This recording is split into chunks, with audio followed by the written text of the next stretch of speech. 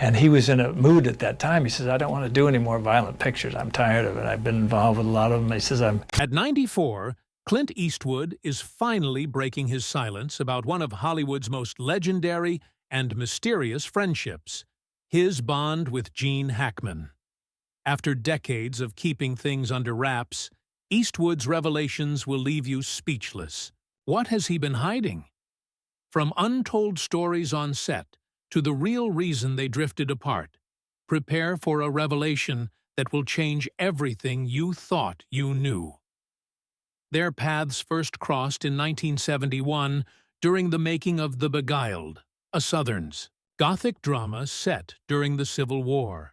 Eastwood played John McBurney, a wounded Union soldier taken in by a group of Southern women at a boarding school. Hackman had a smaller role as a soldier, but even before the cameras started rolling, tensions were already brewing behind the scenes. Eastwood and Hackman had drastically different acting styles.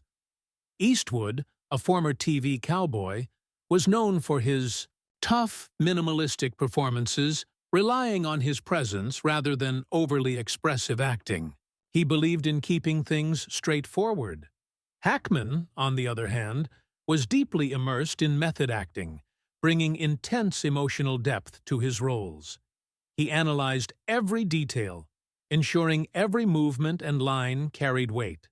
These contrasting styles immediately led to friction.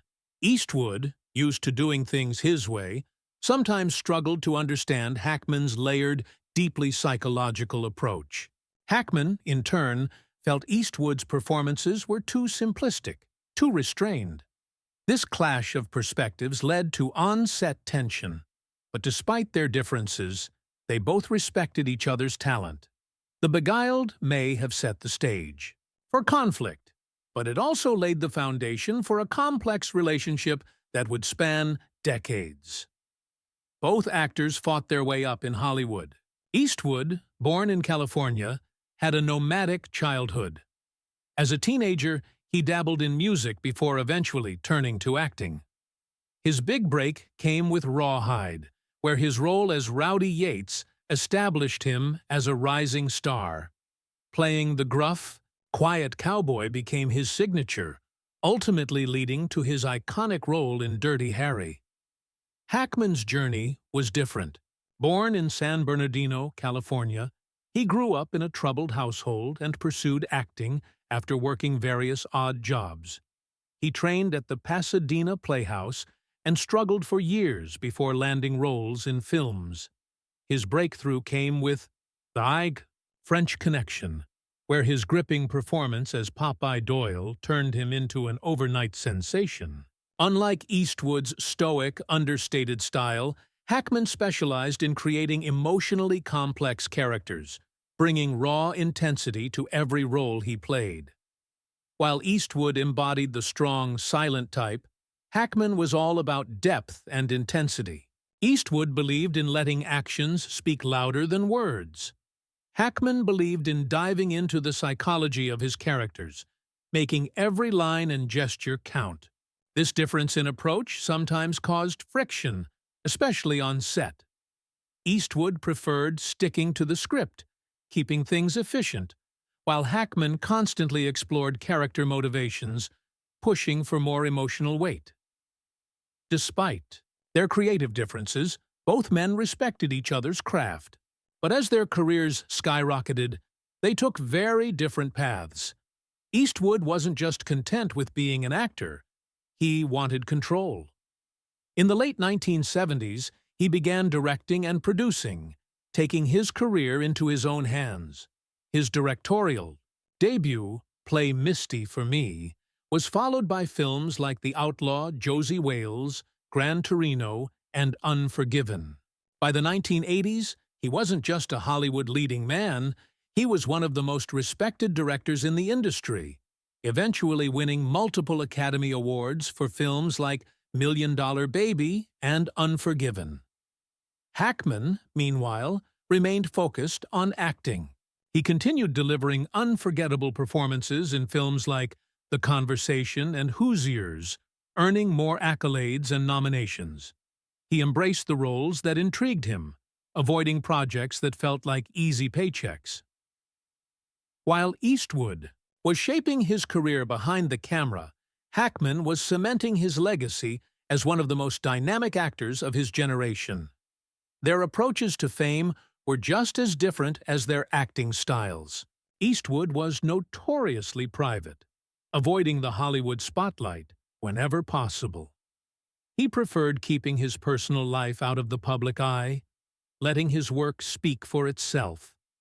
Hackman, while not one to chase celebrity status, was more comfortable in the limelight.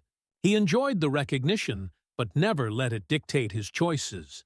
Their most famous collaboration, Unforgiven, would bring them together once more. But behind the scenes, their old tensions resurfaced. Eastwood, by then an established director, took the reins of the film, crafting a dark, gritty Western unlike anything Hollywood had seen before. But working with Hackman again wasn't easy. Their differing styles led to creative clashes, with Hackman pushing for deeper emotional complexity while Eastwood remained committed to his minimalist approach. Despite the tension, Unforgiven became a cinematic masterpiece, winning multiple Academy Awards, including Best Picture. Their collaboration may have been filled with challenges, but the result was undeniable. Now, decades later, Eastwood is finally speaking out about their complicated relationship. What really happened between them? And why did they drift apart? His revelations are shocking, shedding new light on one of Hollywood's most fascinating dynamics. If you enjoyed this story, don't forget to like, comment, and subscribe. And for more jaw-dropping Hollywood secrets, click the next video on your screen now. Clint Eastwood and Gene Hackman were two Hollywood powerhouses with contrasting styles. Eastwood, known for his minimalist, no-nonsense approach, believed in letting actions speak louder than words. Hackman, deeply invested in character psychology, constantly pushed for more depth in his performances. Their differences created tension, especially on the set of Unforgiven, where Eastwood, as both director and star, insisted on keeping scenes precise, while Hackman sought to explore his character's complexities through improvisation. Despite on-set clashes, their work together was electrifying. Unforgiven became a cinematic masterpiece, winning multiple Academy Awards, including Best Director for Eastwood and Best Supporting Actor for Hackman. But after the film's success, their paths diverged. Eastwood continued directing and acting, cementing his legacy with films like $1 Million Baby and Gran Torino, while Hackman quietly left Hollywood, choosing a life away from the spotlight.